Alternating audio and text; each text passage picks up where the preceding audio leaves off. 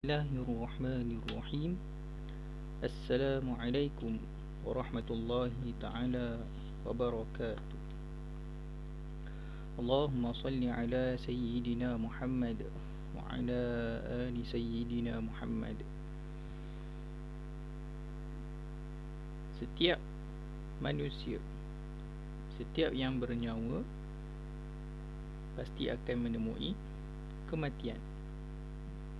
Kullu nafsin dha'iqatul maut. Dan tidak terkecualilah, termasuklah kepada Nabi kita Nabi Muhammad sallallahu alaihi wasallam yang juga merupakan manusia yang juga ada ajalnya. Jadi pada hari ini kita akan belajar peristiwa kewafatan Nabi Muhammad sallallahu alaihi wasallam. Jadi pelajar-pelajar, kalau nak buka buku awak, sebab kita nak tanda, ada sikit-sikit benda kita nak tanda lah sekejap lagi.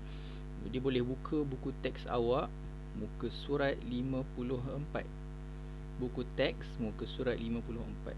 Kalau baru nak buka, macam biasa awak pause dulu video ni, stop sekejap video ni, dah bersedia baru awak sambung play. Baik, unit 2, peristiwa kewafatan Nabi Muhammad sallallahu alaihi wasallam. Di kewafatan tu bermaksud meninggal lah. Wafat maksudnya meninggal.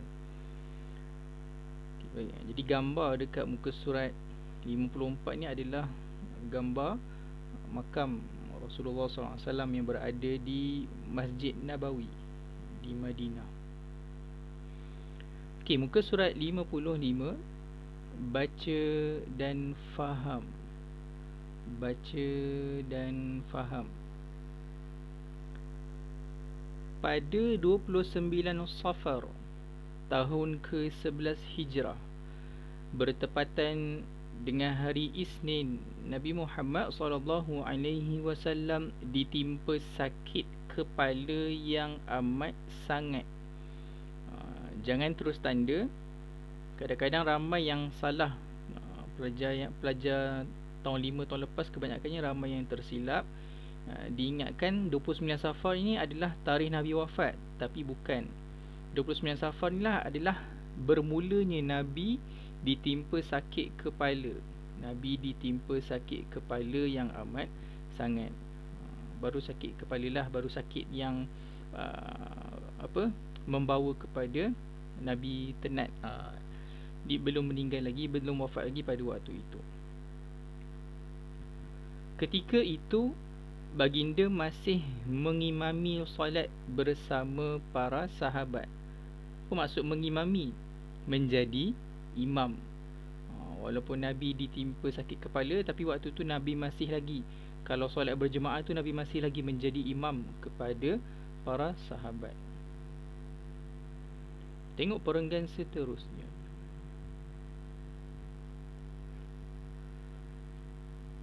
Pada saat-saat akhir sebelum kewafatan, baginda tinggal sepanjang masa menghabiskan hari-hari terakhir baginda di rumah Aisyah.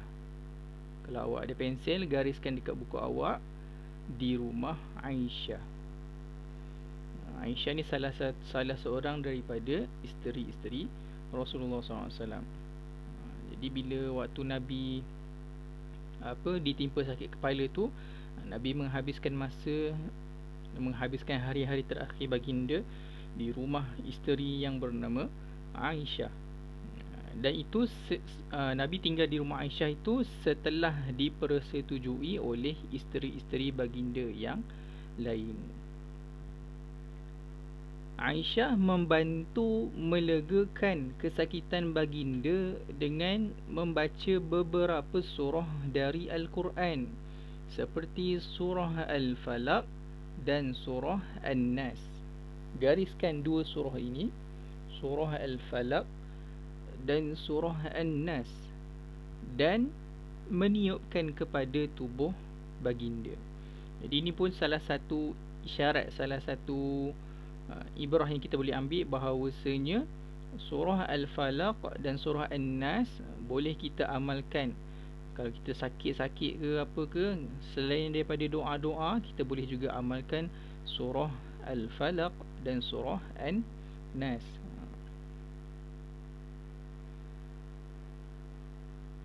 Perenggan seterusnya, 5 hari sebelum kewafatan, setelah menunaikan solat zuhur, baginda telah berpesan kepada sahabat-sahabat baginda supaya berbuat baik kepada orang-orang Ansar. Gariskan berbuat baik kepada orang-orang Ansar. Jadi Nabi berpesan kepada sahabat-sahabat iaitu untuk berbuat baik kepada orang-orang Ansar. Kenapa? Ditulis kat situ, kita sambung baca. Nabi menyatakan pesanan khusus berkaitan orang-orang Ansar kerana disebabkan jasa-jasa mereka membantu orang-orang Muhajirin dan baginda sendiri. Siapa tu orang-orang Muhajirin? Orang-orang Islam yang berhijrah dari Mekah ke Madinah. Siapa orang-orang Ansar? Orang Islam yang memang penduduk asal Madinah. Jadi kita dah belajar masa sirah tahun 4, semasa peristiwa hijrah ke Madinah. Apabila orang Islam dari Mekah berhijrah ke Madinah, orang Islam Madinah dia membantu, menawarkan tempat tinggal, harta dan juga isteri untuk dikahwini. Jadi perbuatan mereka menolong itu membuatkan mereka berjasa, membantu orang-orang Islam Muhajirin. Jadi Nabi berpesan kepada orang-orang Islam Muhajirin supaya berbuat baik kepada Ansar, membalas budi. Ini pun menjadi ibrah kepada kita. Kalau orang buat baik kepada kita, sebolehnya kita balas semula kebaikan tersebut. Muka surat 56.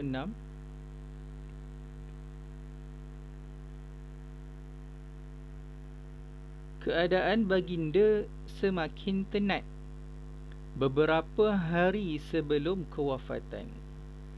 Pernah baginda jatuh pengsan beberapa kali setelah cuba berwuduk untuk menunaikan solat Isyak. Baginda tidak lagi berupaya untuk mengimamkan solat, sebaliknya meminta Abu Bakar As-Siddiq untuk menggantikan baginda. Gariskan nama Abu Bakar As-Siddiq. Jadi bila Nabi sudah semakin lemah, sampaikan Nabi pengsan setiap kali nak berwuduk. Nabi pengsan semasa berwuduk untuk menunaikan solat Isyak. Nabi tak mampu nak menjadi imam untuk solat berjemaah. Jadi Nabi meminta Abu Bakar As-Siddiq untuk menggantikan Nabi menjadi imam. Kita sambung. Abu Bakar As-Siddiq sempat menjadi imam beberapa kali ketika Rasulullah SAW masih hidup. Perenggan seterusnya.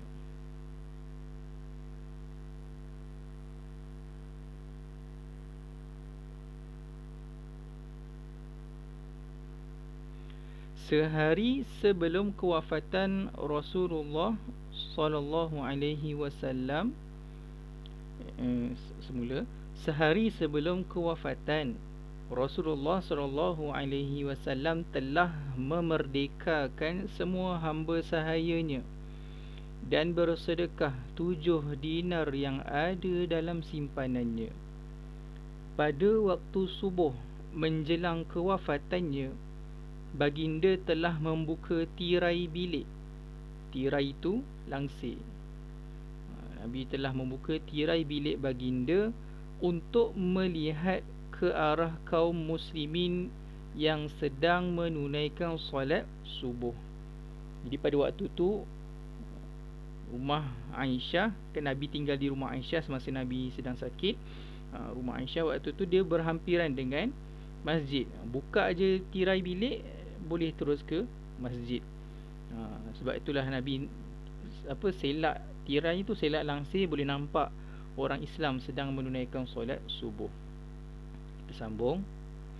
Kaum muslimin hampir-hampir menghentikan solat mereka kerana gembira dengan kemunculan Rasulullah sallallahu alaihi wasallam. Namun baginda mengisyaratkan supaya mereka meneruskan solat. Lantas baginda menutup tirai dan tidak muncul lagi setelah itu. Apa maksud tidak muncul lagi? Bukannya Nabi meninggal setelah itu, bukan. Tapi maksudnya Nabi tidak lagi buka tirai untuk lihat sahabat solat, supaya sahabat tidak terganggu lah, supaya sahabat tidak hampir-hampir menghentikan solat mereka lagi, macam tu. Muka surat seterusnya 57. Keadaan baginda semakin tenat sehingga Aisyah meletakkan baginda di atas pangkuannya. Siapa yang letakkan Nabi dekat pangkuan? Aisyah. Jadi gariskan, siapa yang letakkan Nabi dekat pangkuan? Aisyah. Ketika berada di atas ribaan Aisyah, baginda memintanya membantu baginda bersugi. Apa yang Nabi minta bantuan? Nabi minta bantuan Aisyah untuk membantu Nabi bersugi. Gariskan.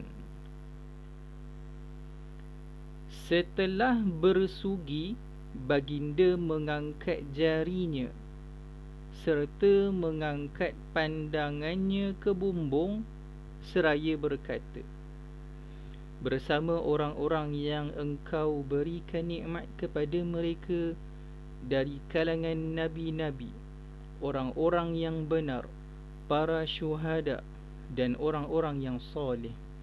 Ya Allah, ampunkan daku dan rahmatilah daku, serta pertemukan daku dengan teman yang tertinggi. Ya Allah, teman yang tertinggi.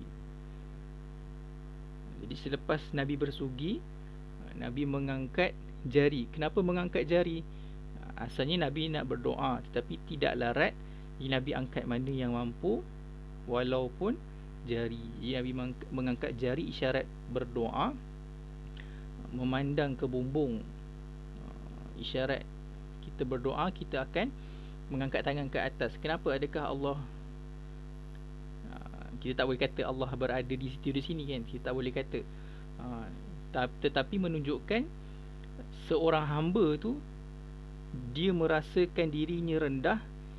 Bila nak meminta kepada Tuhan yang Maha Kuasa, kita akan merendah diri dan mengangkat tangan ke atas. Simbolik kepada kita ni hamba, kita ingin lemah, kita ingin berdoa meminta kepada Allah.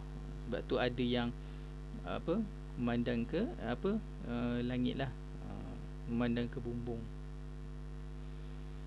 Perenggan seterusnya, baginda mengulanginya.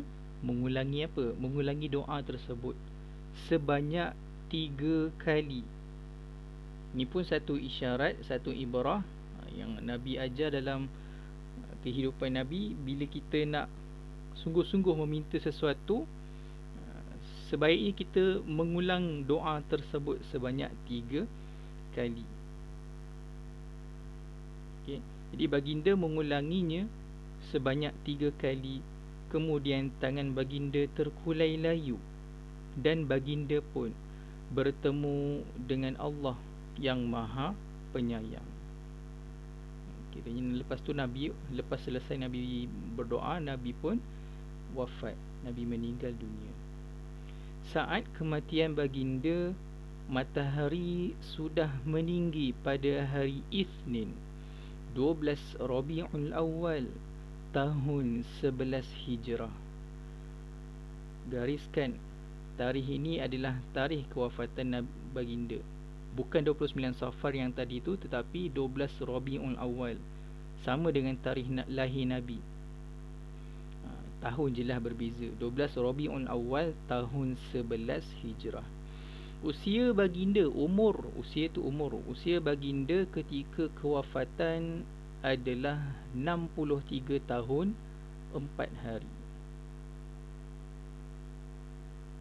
Lihat muka surat sebelah, muka surat 58. Tahukah anda Nabi Muhammad SAW wafat setelah berdakwah selama 23 tahun. Nabi berdakwah selama 23 tahun. Tempoh Nabi berdakwah itu jugalah tempoh turunnya Al-Quran. Daripada Nabi mula-mula terima wahyu, terus Nabi berdakwah tu bermula pada tahun pertama sehinggalah Nabi wafat, Al-Quran pun telah sempurna diturunkan. Maka tempoh Nabi berdakwah sama dengan tempoh Al-Quran diturunkan. Ini mungkin tak nampak lah dia tulis dekat buku kan, tapi periksa UPKK nanti kebanyakannya dia akan tanya soalan begini. Jadi kena ingat, berapa tempoh Nabi berdakwah? 23 tahun. Berapa lama tempoh Al-Quran diturunkan? Sama dengan tempoh Nabi berdakwah, iaitu 23 tahun. Kalau ditanya berapa lama Nabi berdakwah di Mekah dan berapa lama di Madinah, ni dekat sini kita ada 13 tahun di Mekah dan 10 tahun di Madinah. Allahumma salli wa sallim wa barik ala sayyidina Muhammad wa ala ali sayyidina Muhammad. Selesai sudah kita belajar sirah tajuk kewafatan Nabi Muhammad SAW. Kita masih ada satu lagi tajuk, itu kita masuk pada kelas yang akan datang.